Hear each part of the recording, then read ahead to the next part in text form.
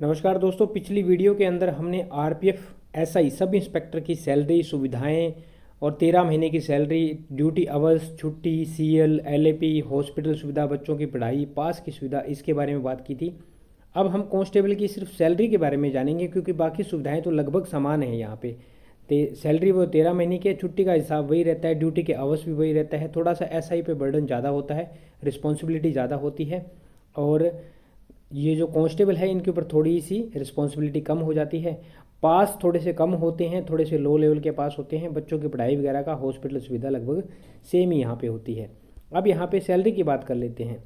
तो सबसे पहले जो आपकी कांस्टेबल की पोस्ट होती है, ये आपकी L3 लेवल 3 के अंदर आती है, 7th पे कमीशन के हिसाब से, जिसके अंदर जो आपका जीपी होता है, ग्रेड पे होता है, वो होता है 2000 रुपये ग्रेड पे के अंदर आपकी ये जॉब आती है। अब यहाँ पे बेसिक से शुरू करते हैं, और बेसिक के ऊपर सारे आपके अलाउंसेस वगैरह होने वाले हैं। तो सबसे पहले यहाँ बेसिक सैलरी, बेसिक आपकी होती है 21,700 रुपये, इसमें जो आपका ग्रेड पे 2000 इसके अंदर। अब डीए लगाते हैं, डीएनएस अलाउंस, महंगाई भत्ता वर्तमान में चल रहा है 53%, तो ये आपका हो जाता है 11,501 रुपये। HRA हाउस रेंट अलाउंस में, ये मकान किराया भत्ता होता है, ये हम मिनिमम लेकर के चलते हैं 10%, तो ये हो जाता है 2170 रुपये। उसके बाद टीए, ये होता है टीपीटी अलाउंस भी इसको बोल देते हैं, ये ट्रांसपोर्ट अलाउंस होता है। ये आपको घर से ड्यूटी आने के लिए दिया जाता है, घर से ड्यूटी और ड्यूटी से घर जाने के लिए, ये वाला, यानी कि जहाँ आपका हेडक्वार्टर है वहाँ तक सीमित होता है। उसके बाद सेल अलाउंस होता है, जो कि आपको 70 रुपीज़ 70 रुपये दिया जाता है। और उसके बाद आपका आता है एक राशन अलाउंस। राशन अलाउंस आपको लगभग 3,000 रुपये के समथिंग यहाँ पे राशन अलाउंस दिया जाता है। इसके बाद इन सभी को जब हम टोटल करते हैं, तो टोटल ये कैलकुलेशन हमारी हो जाती है आपकी 41,141 रुपये, ये टोटल हो जाती है। अब इसमें कटौती की बात कर लेते हैं। कटौती के अंदर क्या क्या कटौती होती है। कटौती में सबसे बड़ी कटौती जो होती है वो एनपीएस की, नेशनल पेंशन सिस्टम या नेशनल पेंशन स्कीम, इसकी कटौती होती है। ये आपकी बेसिक प्लस डीए का 10% होता है, जो कि 3320 रुपये बन रहा है। उसके बाद एक होता है रेलवे एम्प्लॉई इंश्योरेंस स्कीम, ये लगभग हर एक रेलवे एम्प्लॉई का काटा जाता है, ये होता है 30 रुपये।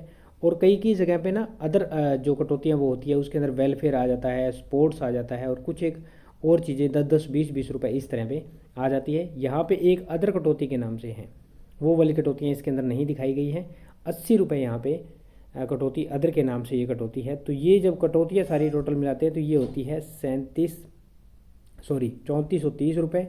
और जब आपकी ग्रोस में से कटौती को बाहर निकाला जाता है, तो ये आपके 41,141 माइनस 37,34,30 इज इक्वल टू आपके रह जाते हैं 37,711 रुपये। दोस्तों, ये मिनिमम इन हैंड सैलरी है आपको आरपीएफ में।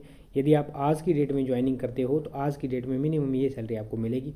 जैसे जैसे टाइम पीरियड बढ़ता रहेगा आपकी सैलरी इंक्रीज होती रहेगी। आपकी सिटी बदल जाएगी, जैसे HRA 20% वाली में आप चलेंगे तो वहाँ सीधा सीधा आपको 2,000 प्लस रुपये का फ़ायदा हो जाएगा, यानी कि आपकी सैलरी जो है वो 40,000 के समथिंग पहुँच जाएगी। अगर आप एक्स सिटी में चलेंगे तो वहाँ आपकी सैलरी लगभग 43,000 तक पहुँच जाएगी, और उसके साथ साथ अन्य अलाउंसेस भी आपके बढ़ जाएंगे, क्योंकि सिटी के हिसाब से आपको फ़ायदा मिलता रहेगा। बाकी साल के अंदर जो आपके इंक्रीमेंट है, एक ईयरली इंक्रीमेंट तो होता ही है, और जो आपके डीए है वो तो साल में 2 बार बढ़ते ही है, तो इनकी ये तो आपको मिलते ही रहेंगे। तो जैसे जैसे आपकी सैलरी जो है वो बढ़ती रहेगी। उम्मीद करता हूँ जानकारी समझ पाएंगे। बाकी की सुविधाएं आपको क्या क्या मिलती है वो जो एसआई वाली मैंने वीडियो बनाई है सैलरी की, उसमें देख लेना।